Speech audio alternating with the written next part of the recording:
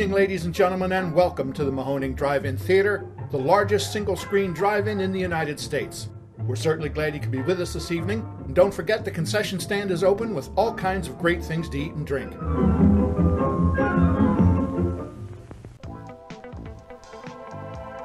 .3 Mahoning Drive-In Radio, your old friend Virgil back once again for another amazing episode of the podcast.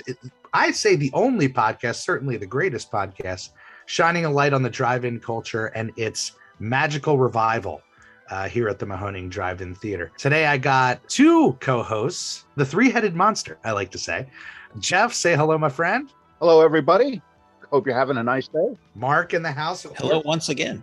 And we're super excited. We're going to get into kind of a mishmash of fun stuff that we got for you guys in the podcast. And I think first we're going to jump into kind of the process that we just went through with closing down the theater. For those of you guys that are maybe listening to this in the future, we just closed up for our 2021 season. It's been about a month, right, Jeff? Yes, exactly a month. Yep.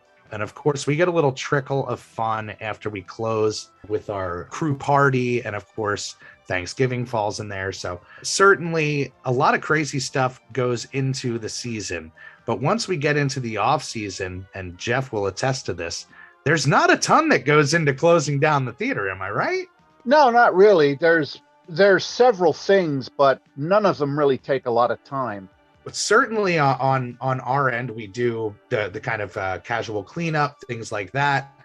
Trying to make sure that everything's buttoned up as far as anything we don't want to keep out in the cold. We always like to take electronics and things like that out. But, you know, why don't you get into it? You've been closing down this theater for many, many years in the wintertime. Yes. First of all, the concession stand gets cleaned very well. I know Beth, well, as we all do, and she does a fantastic job cleaning because I tell her the more you do in the fall after we close, the less you're going to have to do in the spring. If she cleans it right and gets it done right, then in the spring, oh yeah, sure, everything needs a light going over because everything has a small layer of dust on it, but it's no real big deal, right? As long as it was cleaned well in the fall. After that, then I get the water turned off. I call the plumbers, they come in, they turn the water off, and all of the pipes have to be blown out with 75 pounds per square inch of air pressure. That gets all the water out of the pipes. Obviously, as the folks out there know, you leave water in the pipes and it freezes, it's going to break the pipe, and in the spring, you're going to have a big mess. So all the pipes get blown out till there's no water left in them. And then I'm kind of proud to say that after 20 years, I've never broken a pipe in that theater. I've never broken a pipe. So that attests more to the plumber's accuracy. I actually got good plumbers, let's put it that way. Also, anything outside, traffic cones, portable barriers, anything like that has to be brought into the concession stand. And this does not reflect on the wonderful customers that we have. But if you leave that kind of stuff outside, it won't be there in the spring. Somebody's going to come along and want a souvenir, and they'll take them, even if it's a traffic cone or something like that. Also, the ticket booth gets completely cleaned out. Again, if there's something in there that somebody thinks, ooh, that's neat, they'll force the door open and take it. And I don't want that happening anywhere on the property. So the ticket booth has to be cleaned out. We also disconnect the electricity from the ticket booth. So if somebody would happen to get in there, they can't screw around and cause a short or cause a fire or anything like that. So the electricity is disconnected from the ticket booth. Other than that, the tractor goes inside. Everything just gets put away in the stand until spring. I even take down the AM/FM antenna has to come down and gets put inside the building. It's a pretty complete job. It's a pretty thorough job. Of course, as the folks know, over the winter, all the letters come off the marquee, and the Crystal Springs Tree Farm puts up their banner for the wintertime. That's something that Joe worked out years ago, so that is more him than us. Yeah, that's certainly a sign of the off season. When people see that the Tree Farm sign goes up, they know we got a couple months until we get into the Mahoning fun. I'm actually going to swing up there tomorrow, take all the letters down, maybe put up a nice little holiday message just for a photo, and then say adios for the season, off season, that is. But yeah, it's, same thing with the digital booth. Like you said, it's really all about pulling everything that you want to take home with you and make sure that it's secure. And really, a lot of that has to do with weather more than security, because we have some security on the lot. We have a burglar alarm system. I'm not ashamed to say that. Oh, sure. So, the place is protected. But yes, and there's things that have to come out of the 35 millimeter booth too. All the sound processing cards, the intermission reels, the AM and the FM transmitter, all that stuff comes home because it just shouldn't be in freezing cold weather. That's always the thing at the end of the year is we got to pull out electronics. I used to pull all the records out of there because that's another one of those things that you don't really think about is your media and, your electronics, things like that. So as far as the closing down of the theater, there's really not much that goes into it, just like the simplicity of the business on the surface, as far as it just being a screen, a building, and a marquee, if you look at it in that vague terms. It's, kind of making sure everything's buttoned up, making sure everything's good to go for next year. Right. And Beth really killed it this year with making sure that everything was closed down, cleaned. Like you said, makes things that much easier as we come back in when things hopefully start to warm up a little bit in April. Speaking of cold weather, every year we have people ask us, are we going to stay open past a certain date? Are we going to be open in November? Are we going to be open in December? Can you tell everyone, and we've mentioned it before, but I don't think Jeff has discussed this, why we close at the end of October every season? Yes. Number one, it's a necessary break for all of us. Oh, sure, I miss it. I know you guys do too, but it's a necessary break. Why the end of October is because it just gets too cold. Even after college and high school goes back in, we notice a drop off. But then when it really starts getting cold, say beginning of October, middle of October, it drops off even more. And if we were to go into November, it just gets to the point where even our greatest fans, even, all the people we love will stop coming because it just gets too cold. And that's also why we don't open, except for last year, because we wanted to make up for a little bit of the COVID detriment that we suffered from. But usually it's the last weekend in April, and we don't open earlier for the same reason. It's just too cold. Sometimes even the last weekend in April is still pretty cold. So those are the reasons. Plus, it gives us 6 months on and then 6 months off. So it's very well balanced and everybody gets a chance to recover. And, Mark, Virgil, myself, and others, we need that time to plan for the next year. You just don't go into it blind. So it works out very well. And the equipment in the projection booth also can suffer with and you had said the lubrication in the 35 projectors gets a little thick. It gets too thick. Here's something probably most people don't know, but 35 millimeter projectors have as close of tolerances as an automobile engine. That's how well they're made, with tiny parts and things that you don't always see. But they have, and that's why they have an oil sump like a car does, because oil has to be continuously splashed on the gears and on all the sliding parts and stuff, because they have very close tolerances. And if you get into cold weather and that oil gets too thick, it's not going to lubricate properly, and then you can damage the projector. Now, we could run portable heaters. In fact, we do it. I mean, at the end of April, from like maybe September on, we have heaters in the booth to get it up to a decent temperature. But that, when real cold weather comes, even the portable heaters will not be enough to keep that oil thinned out. So that's another reason we have to close, is because of the temperature in the projectors. Good evening, folks. It's nice to have you with us, and we think you'll agree it's great to go to a drive-in show. A drive-in show, great to go. Especially our drive-in, where movies are better than ever. Great fun going. The movies we're always showing are the best here at our show, drive-in show. The best in entertainment and the best in facilities, too. All the comforts of home. So yeah, in the off season, even already in the off season, Jeff and I meet weekly, like to go grab a dinner, talk about, now it's been a lot of wrapping up of the season. Really, once we get into January, it starts shifting into calendar stuff and plans for the new year. But a lot of stuff goes into the planning of booking the films and getting the films to us. That's something that you wanted to talk about a little bit, right, Mark? The audience may be into. Yeah, just the process of between getting the idea for a film to be run, how we acquire it, how we locate prints, what that costs us. I know it was very eye-opening to me as a avid moviegoer to find out that movie theaters really make almost nothing from the tickets. Much more so true of first run titles, which might be interesting to talk about too, because both of you guys have dealt with first run. Yeah. The money really is the concession stand, but just the whole process of how a print of, say, Big Top Pee-wee gets to us from the moment that you have the idea to the moment it hits the screen. Well, coming up with the idea of playing Big Top Pee-wee is its own beast. and reward. I know it's a natural choice, but yeah, a lot of that stuff happens again in the off season. We brew, and this certainly isn't just a me and Jeff thing.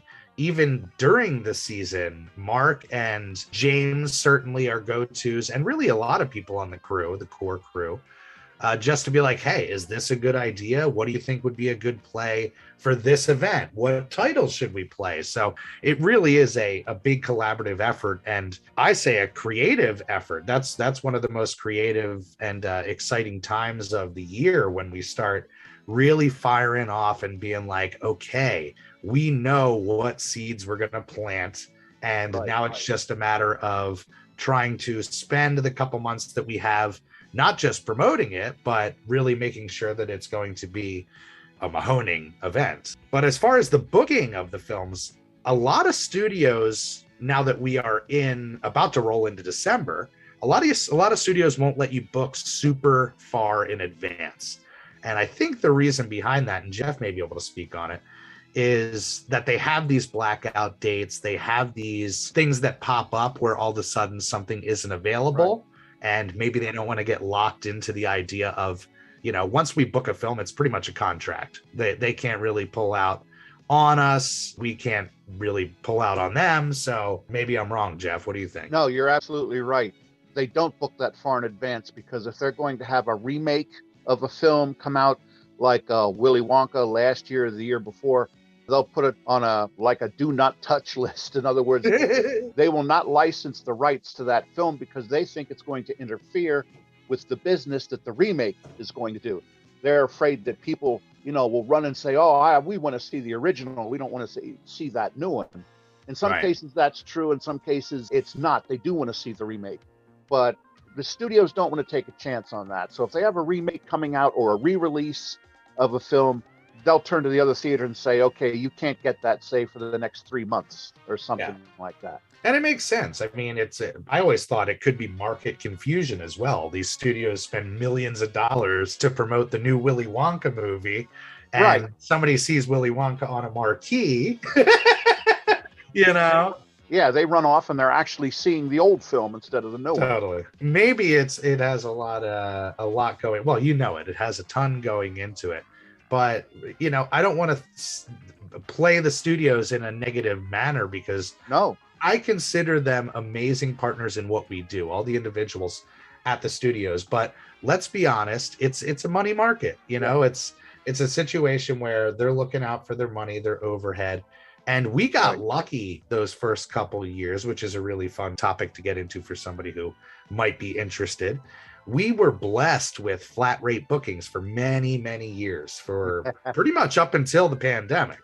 I was going to say, I told you what would happen with that once we got really popular. Oh, yeah.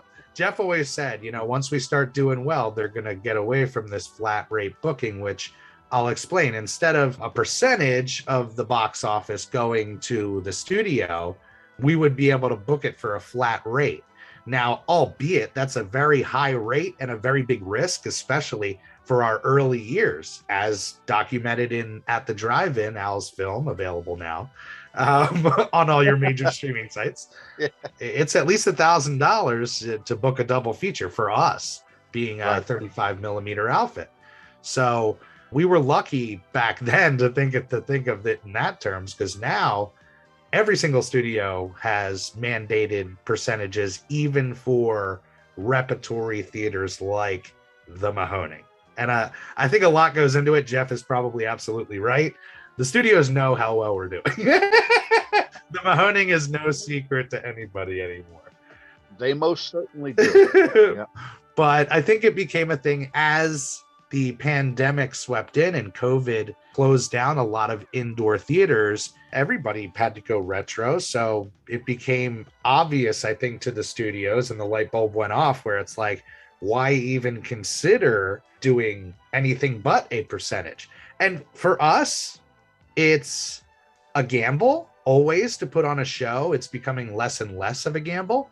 But for the studios, they want their cut. Like I said, it's the norm in the first run market, but because retro became the norm in the market for a good period of time when everything closed down, it's now, I guess, considered the way to do things. Exactly.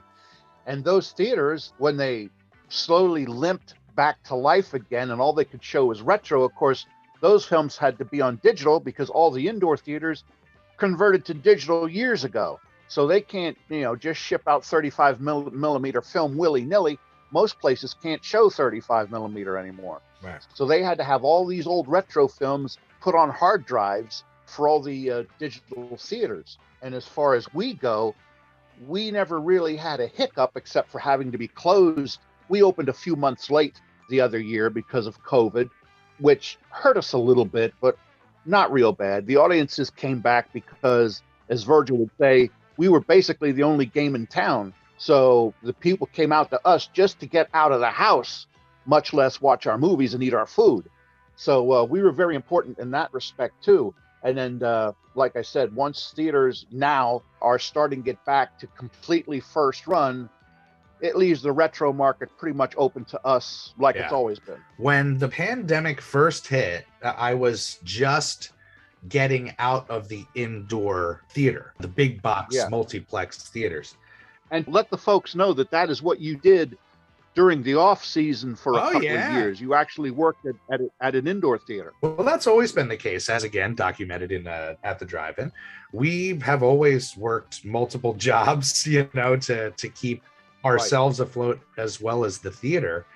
We've been incredibly blessed in a strange way with the pandemic. It's so strange to think about it that way. But it really delivered so much attention to not just the Mahoning, but the drive-in culture in general, that it really gave us that boost. And on top of that, this year more than any other year, the team is on fire in the off season as far as a means to bring in an income in the off season. Normally it's October 31st and the next day, bang, we have no money coming in for 6 months. We still have expenses. Yes, we do, but no income. Yeah. But exactly. It really worked out amazingly. And, like Jeff said, it's always been that balance. And for me, I ran several of the big indoor chains. You could probably guess which ones they were, but I know right at the end, they were trying to sell your AMC and your Regals these DCP packs where it was like 4 movies for X amount of money. Those you could get at a flat rate. And then it was a percentage on top of that. So that's kind of what we're into now, is what's called a versus term. So they want X amount of money as a guarantee. And then they also want, on top of that, a percentage of the box office. Now, for an indoor theater, or a first run theater, I should say, they take a majority of the box office. We're talking 50, 60, 70, 80% of the box office, and leaving the theaters with very little. Right. And it just goes to show, again, how important the concession stand is, and really starts getting the ball rolling with why your popcorn costs $20 when you go to, a big indoor theater. They're trying to get you. They're trying to get the profit anywhere that they can. But for us, that's what it is. It's flat terms, usually a versus percentage, and it's worked out well. I think for us going into it, we always hoped there would be a no risk situation. Very early on, we would book public domain titles. We would work with Harry and have really little to no overhead for our nights together. some of our nights together. But now it's at a point where pretty much every show that we put on draws enough of a crowd that we, are making a profit. Yes. Nobody is getting rich here, but we constantly, I would say every year, do a little bit better than the year before. So we've been on an uphill swing for several years now. And I pray to God that holds true. And it's not just because we're greedy, we're money hungry and stuff like that, but the more and more people that we can attract to the Mahoning Drive-In Theater, it's like Virgil said earlier, it reflects on all the drive-ins. If we do well, hey, maybe the drive-in down the street does a little bit better too. So it's all absolutely, yeah, exactly. It's all to help the drive-in culture, not just us. Yeah, and again, not to harp on this blessed situation, but for those of you guys that have been following us this year, the Mahoning was already legendary before this season with the documentary and the guest stars and being attached to certain projects and blah, blah, blah, blah, blah. It goes on and on. But then you tie in the threat of it all going away this year, and then the victory of saving it as a community. It lifted us up to a level we never could have imagined. And we thought we were there already, working with Bruce Campbell and, pulling in sold out crowds. And it really goes to show that, a lot of people say, like, it gives me faith in the mom and pop. Like, the mom and pop can really win out sometimes. And I think it should just give people faith in passion and love of a culture and just, a community in general, because that's really what the Mahoning is. Obviously, we all work very hard to feed this puppy, but it's a loving community that clearly loves what it is and what we do, to the point where they'll stand by it till the day they die, which is incredible. And any business would die for an audience like that. Right, exactly. So going forward, we're going to do what we've always done. Get the best films, in some cases get the quirkiest films. The staff from myself on down is impeccable. All the managers, all the kids do a wonderful job. And we want to keep that going, not just for ourselves, but for all of our customers too, who look at us as an event destination, a place to go. Hey, there's always something happening at the Mahoning, and Virgil has mentioned this before. That's what we try to do. We try to make every weekend an event. Sure, some are bigger than others, but every weekend there's something to look forward to. There's some kind of an event going on. Right, Virgil? Absolutely. And it even extends even further than that, where every night we're open, it's an event. It's crazy because, the Tuesday night thing I thought was the biggest experiment, quote unquote, that we had, risk that we took. Yeah. Because we never even thought, when we first got started, that we would be able to go into weekdays. Right. That there would be a draw for weekdays. And it has created its own community, of people who can't come on the weekends because of their jobs or whatever else. And, right. The diehards are always there and looking forward to Tuesdays. And again, it's just an incredible upswing that we have seen. And we know how blessed we are, because even in the off season, as we are planning segments and things to talk about on the podcast, I pitched it to the guys. Let's do drive in the news, news stories across the country about drive-ins. And it took me about 3 minutes of perusing and researching to see, unfortunately, it's a lot of bad news. It's this site has been approved for demolition. This old drive-in site now is going to be an apartment complex. The place is in danger. Every now and then you'll get a really great story, which we hope to shine a light on here throughout the podcast, and we'll make a point to do so. Yeah. But like Mark said, when I brought it up, maybe that's an even bigger caveat into people's minds to say, hey, if there's a drive-in near me, support it. Exactly. Because even in this era of people being aware that a lot of drive-ins are in danger, they're still getting torn down. And people know, hey, we got to protect this place. We got to go. And in some cases, even people flocking to these drive-ins won't do it because, won't cut any mustard because the owners are just dead set against, they don't want to continue with them. A lot of them, I've read in articles, they're getting older now. They want to retire and they can't find people to take over the drive-in. So the only thing they can do is sell them. Yeah. So, and usually when you sell them, that's bad news because the new owners of the property don't want to drive in. And again, that's why we keep harping on this divine, blessed situation, because we know we are a very, very rare situation with seeing Amen. all the drive-ins that are struggling to either A, pull in audiences, or B, keep their leases, or, their land at the worst case scenario. So again, if you guys have a drive-in within driving distance, make a point to go out. Make a point to go out and make that memory, because right, we'll all say it until the day we die. We wouldn't be here if it weren't for our early drive-in memories. And, all of our parents were amazing for being able to give that to us, to see where it led. Exactly.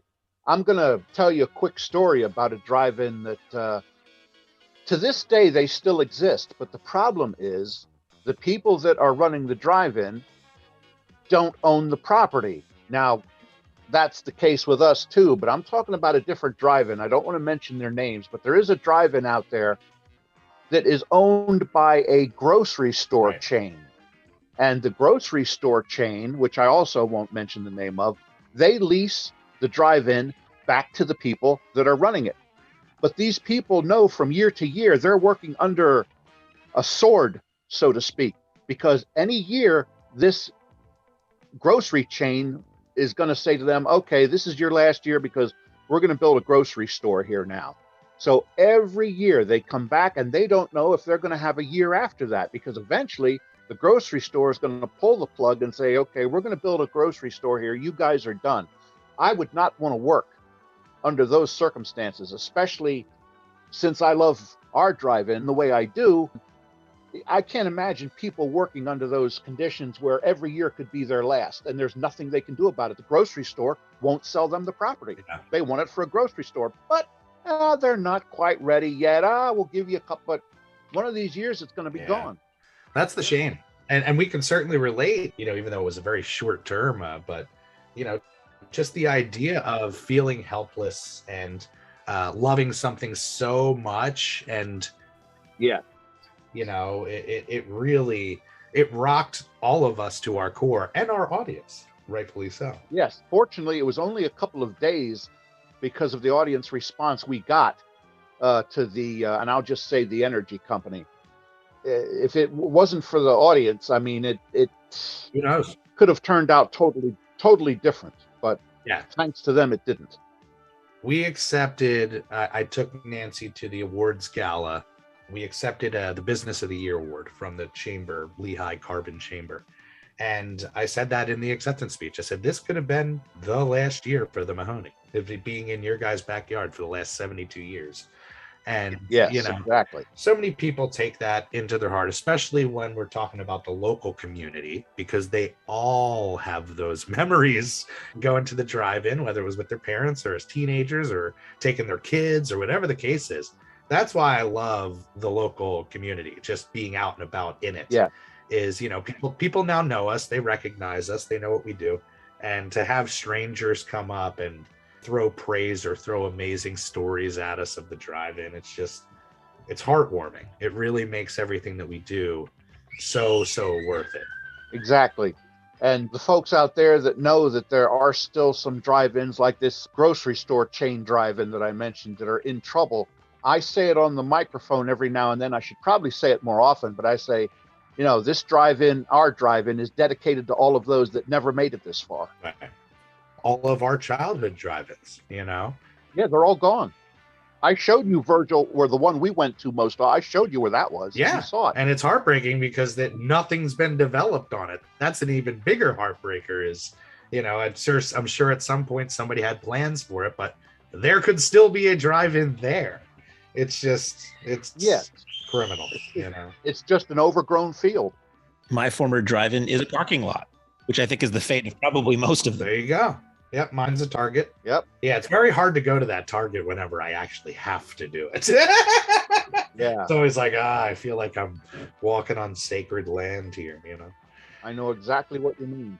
My drive-in, the Claremont, New Hampshire drive-in I used to go to, was the drive-in lot was right next door to a Kmart plaza. And they tore down the drive-in and they built a new Kmart, like, 100 feet away from where the existing Kmart was. And I always deeply resented that entire plaza.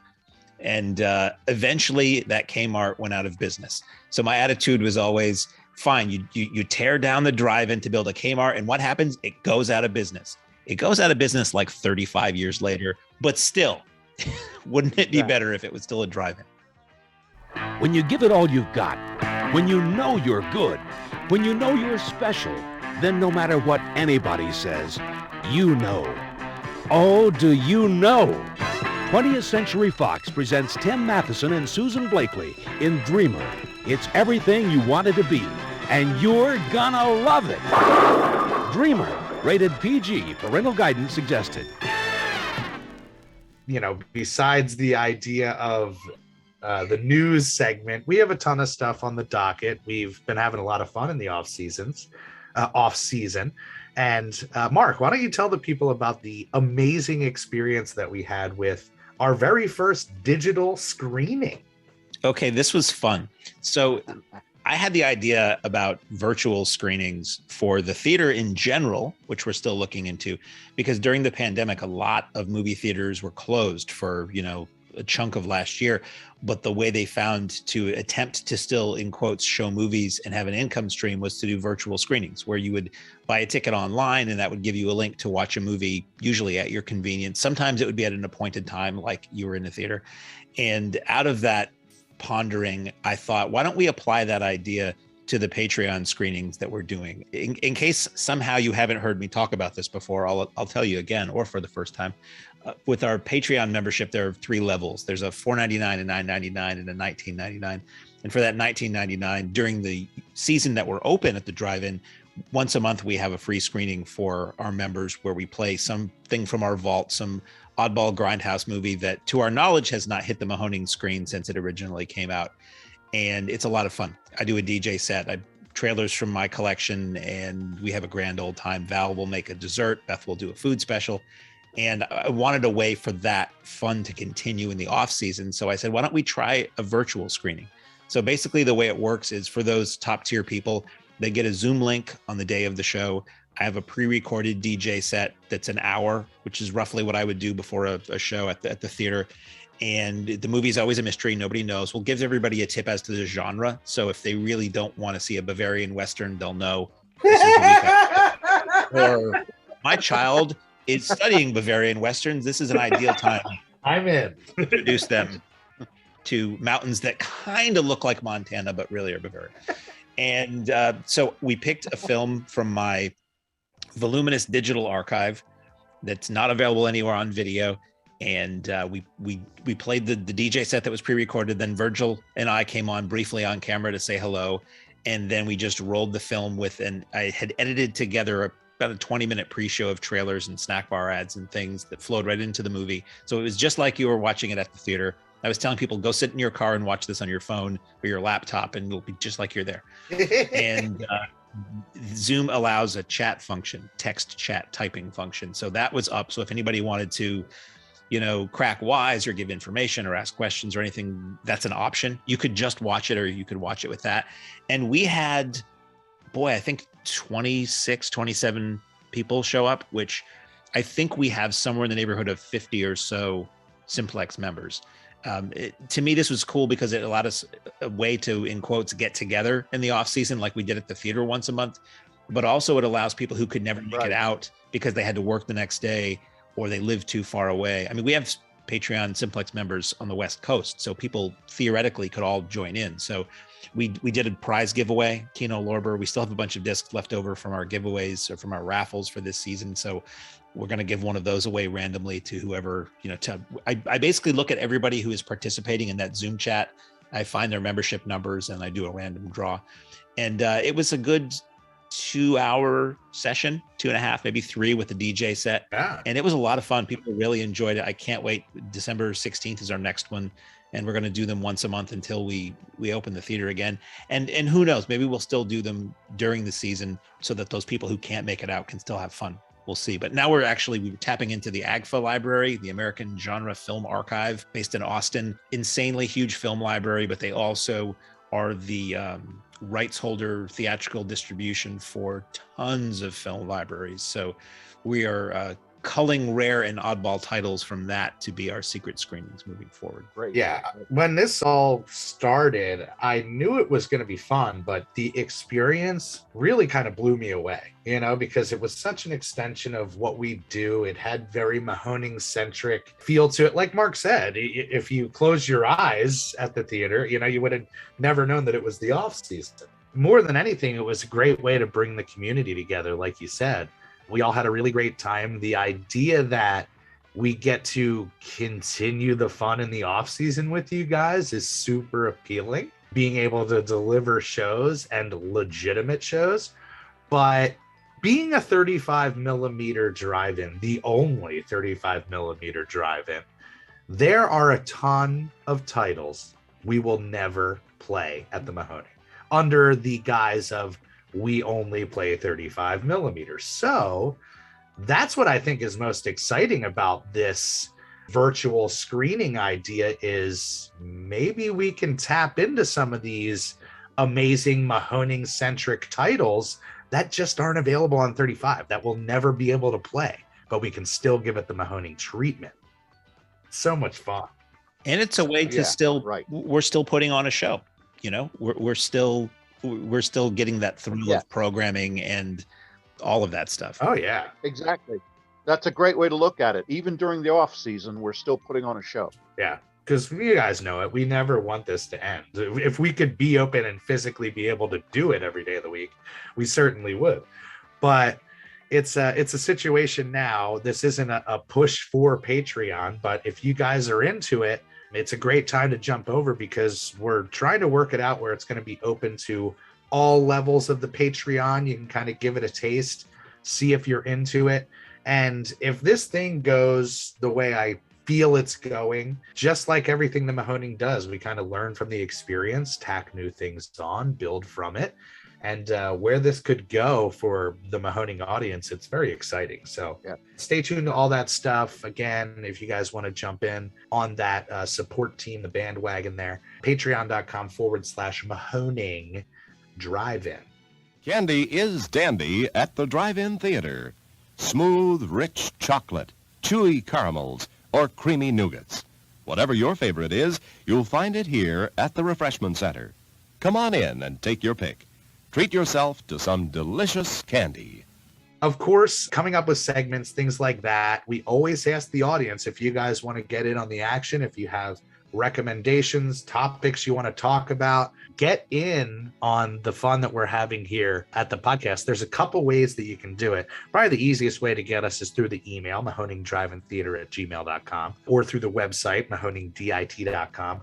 Or Mark, there's a really fun way that they can leave a voicemail message for us. If you go to our anchor.fm website, that's the official site for this podcast.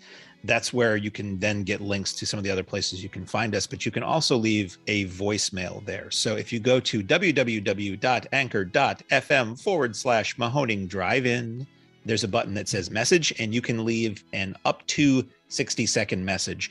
If you want to leave a message that's longer than that, just leave several. I will edit them together and they will sound seamless when played upon the program. It can be anything from a drive-in memory or a topic or an anecdote or a question, whatever you like. We gather them all and we play them on the show and react to them accordingly. So I pitched Mark and the guys at the beginning of the season, once the podcast was starting to roll around in our brains, about a segment called Off the Wall, which is very simply just us talking about movies that we have in our collection that are literally sitting in front of us in some cases. So being that it is the holiday season, are you guys into talking about your favorite Christmas movie? Sure.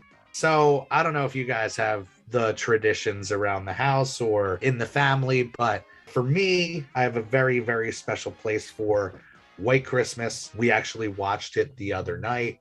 And it's just one of those movies because I've seen it every single holiday. We normally watch it as a family. I used to watch it with my mom all the time, right after Thanksgiving, normally like that Thanksgiving weekend.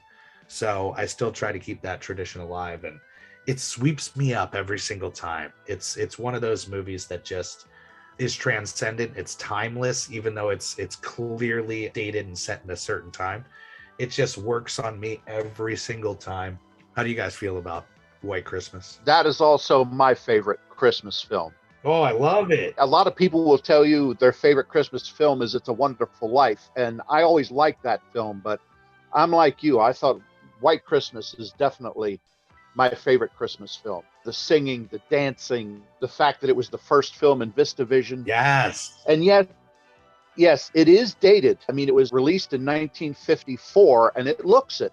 Yeah. And the post-war over arc. Exactly. But it's a great film. It's a great film.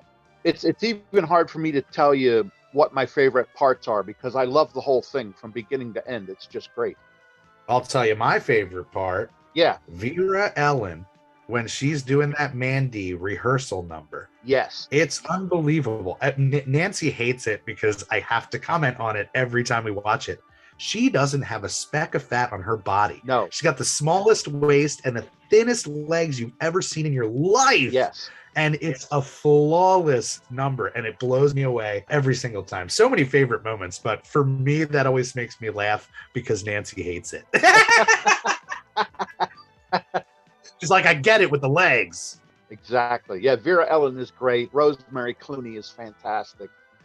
Of course, Bing Crosby and Danny Kaye, they're great. And the music, you know. Yeah. Oh, my gosh. It's just a great, fun film. How about talking about Vera Ellen? How about when she does that tap number where her foot is like barely moving? And she just, yes. It's unbelievable. Yeah, she had that much control in her foot to just wiggle it. It's just amazing. Amazing. Yeah, being a theater kid growing up on a stage, I looked at this movie very much as performers at the top of their game and the way that old Hollywood used to be. Yeah. And old Hollywood stars used to be. It's like they were all around talents, singing, dancing, acting, doing it all, Yep, they certainly had to be for that film. Oh, absolutely. And of course, when they sing the snow number in the train, I could do that key for key. I always said it would be really fun if we start doing video segments, and we'll just get 4 of us around and we'll start doing that snow number. Oh, yeah. Yeah. Little happy holiday treat for the peeps. Directed by Michael Curtiz, who, he directed everything, was such a classic director. Casablanca, yep. Adventures of Robin Hood, Captain Blood, so many classics, but certainly recommend that in a big bad way. It's not the holidays for me until I see Vera Ellen's legs. Yeah, there you go. How about you, Mark? What's your I was able to see, White Christmas is one that I did not see a lot growing up for some reason. It was either lack of interest or opportunity, but the Colonial Theater in Keene, New Hampshire, where I lived for many years, ran it on film several years ago, and it was a beautiful print, which is now me saying, guess what? At least once there was a beautiful 35 print of that available. Hey, yeah. Christmas in July. The Colonial that I went to is similar to the one in Phoenix, that it's a huge 900-seat movie theater, single big screen, balcony. And I was in the balcony with a pretty full audience watching that, some of whom somewhat annoyingly were singing along with some of the songs.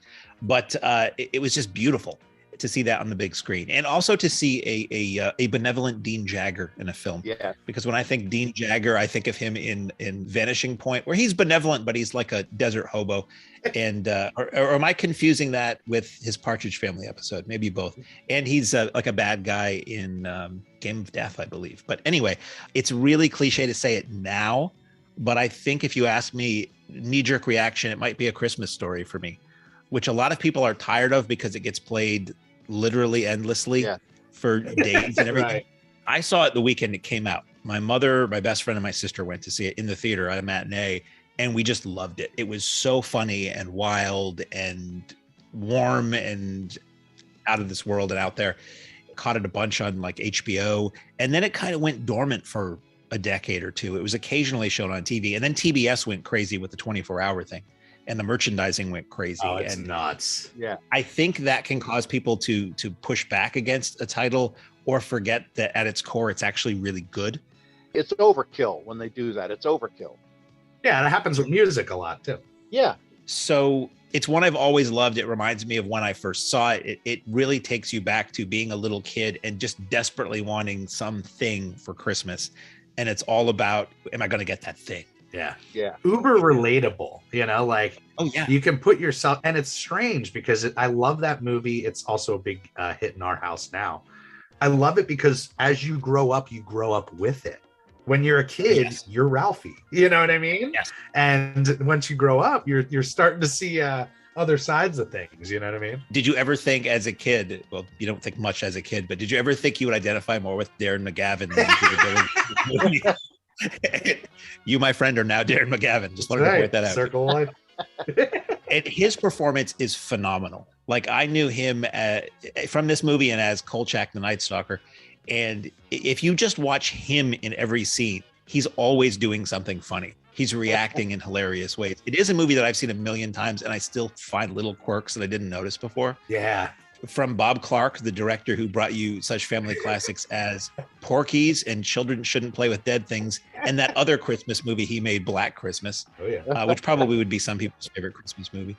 I love A Christmas Story, and now Val's a huge fan of it as well. And we started a tradition a couple of years ago, which is we watch A Christmas Story and she will make me the food they eat in the film. And we'll watch that. We'll eat that while we watch the movie. So she does the red mashed potatoes and the meatloaf.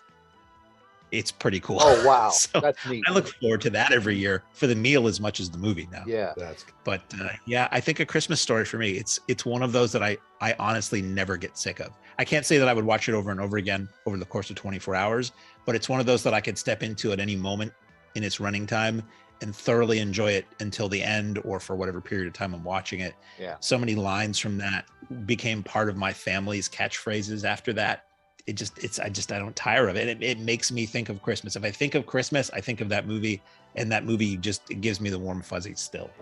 Absolutely. Yep. Well, if you guys want to, again, jump in on it, to share your favorite Christmas movies with us as we roll into the holiday season. Who would have thought Peter Billingsley? He blew up into like a huge movie producer. He's like Favreau's guy. So he's tied into all the Marvel movies, and gosh, what an insane legacy. Even to just walk away from that movie. He's like, all right, I'm retired. I'm good. But yeah, an insane career there. Didn't you send something last night, Jeff, about a holiday commercial? It got me thinking about the holiday lottery commercial that I always see. Yeah. Mine is the Corona commercial where the guy in the hut turns on the lights in the palm tree. Yes. Yeah. Yeah, there's certain signs of the holidays. Yes. And they're smart enough to run that every year because they know everybody looks for it. Yeah, I always thought about it like, the commercial deals that people get. There's a lottery commercial that they play, and I don't know if it's probably just PA based, but it's about gifting the lottery tickets and people walking around giving the gift of lottery scratch offs. Yeah. And I always thought, like, man, this commercial has been playing since I was literally in diapers. Yeah. These people are probably long gone by now. Nope. Again, they're smart. They know people see that and they recognize it and say, hey, it's really Christmas now. Yeah. Best wishes from the lottery gets me every time. Yep. And I think having something that is consistent since you were a kid, unless you hate it, it engenders good feelings toward whatever that product is. Yeah. Like every Easter, there was the Cadbury cream eggs with. Yes, I was just thinking that. The clucking bunny and the thank you, Easter bunny. Yep. That whole thing is, it makes you want a Cadbury cream egg. It's true. Reminds you of your childhood. Nostalgia. It's very, very powerful. I cannot tell you the number of jingles I remember word for word for products I heard as a kid. And it tends to make you feel more, inclined to buy that product because it gives you the warm fuzzies. So yeah, commercials that repeat for years and years, unless they're wildly annoying, I think that it's brilliant. Why not? And you're saving money. You're not producing a new commercial. You're dragging one out that people already like. Right. Yeah, nostalgia is now a humongous market. If you want to know, just go see any major movie this holiday season. Yeah. Oh, sometimes I look at the slates and it's like remake, sequel, remake, ripoff, sequel, remake. Excellent. Those are your choices. That's about it. What you get? Good evening, ladies and gentlemen. The management of this drive-in theater is happy to announce you can enjoy your favorite form of movie entertainment regardless of rain. No longer will it be necessary to let rain spoil your fun. Now you can keep your windshield clear and dry with a drizzle guard. Simply attach it to your windshield, and in a jiffy you're enjoying the movie without constantly running your windshield wipers. A drizzle guard will save you gasoline and wear and tear on your batteries. After the show is over, all you do is take off your drizzle guard, roll it up, and it's ready to be used again, just like an umbrella. So next time it rains, don't sizzle in a drizzle. Get yourself a drizzle guard and enjoy the show. Drizzle guards are on sale now at the concession center. Being that Black Friday and all the madness of the sales and whatnot are in people's heads, it's probably worth mentioning that our web store is up and running, and we have some amazing items that people have been asking for literally years, including event posters. So, Mark, why don't you give them a little info on how they can get in on gifting the world of the Mahoning to your loved ones? When you care enough to send the very best, That's right. send a screaming illustration of Nicolas Cage. Boar's Head meats. it's for the family. If I could be clear, there's no meat for sale on the website. Right. Yet. If you go to our website, which is mahoningdit.com, we have a link there to our web store, which is being managed by Chris at Spiral Rewind, who does a lot of our cool products. And it's not all of our merch yet. It's new items are being added like by the week. But currently, I believe we have some of our event posters up, past event posters that you can order. And that is one of the number one things people have asked about. They see the amazing designs that our artists like Tom Bafulco and Hayden and Chuck come up with over the years, and they live in Oregon. And they're like, I love this movie you're showing. There's no way I'm getting out to your theater to buy it. Can you send me one? And it was never really feasible for us to do that more than very occasionally. But now we can do it. It's all set up.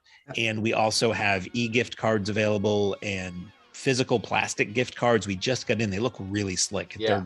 They're on the front. They're the Mahoning logo in white on black, and they look like a high-end credit card. So gift cards in general are a thing we never could offer until this year. We now have those and more items. I know Sandy is working on an exclusive website item for December. So if you just keep checking in, and we'll promote it on our socials as well, but we're very excited because it's something that we've wanted to have for a long time. And honestly, we're all just so busy during the year. It's hard to carve the time out to devote to do this properly. And now it's there. Chris is the best. Spiral Rewind has been so amazing to us. And the idea that now he's going to be hosting the web store and really running the web store for us is amazing. And it allows Sandy to continue to get creative in the off season. She's very excited whenever she comes up with a cool item or gets an idea. She's very Sandy about it, which is why we love her. Yeah. As you leave the theater, folks, please be careful. Don't let this happen to your car. Be sure to remove the speaker before you leave. If you should accidentally pull a speaker loose, please turn it in at our snack bar or box office. Thank you. All right. Well, it's always a pleasure chatting with you guys. And on that note, Jeff, take it away, my friend. Ladies and gentlemen, thanks again for coming out tonight to the Mahoning Drive-In Theater. We hope you'll come back and see us again real soon. The exit is on the right-hand side of the screen at the front of the field, and most importantly, have a very safe trip home. Good night, and God bless you.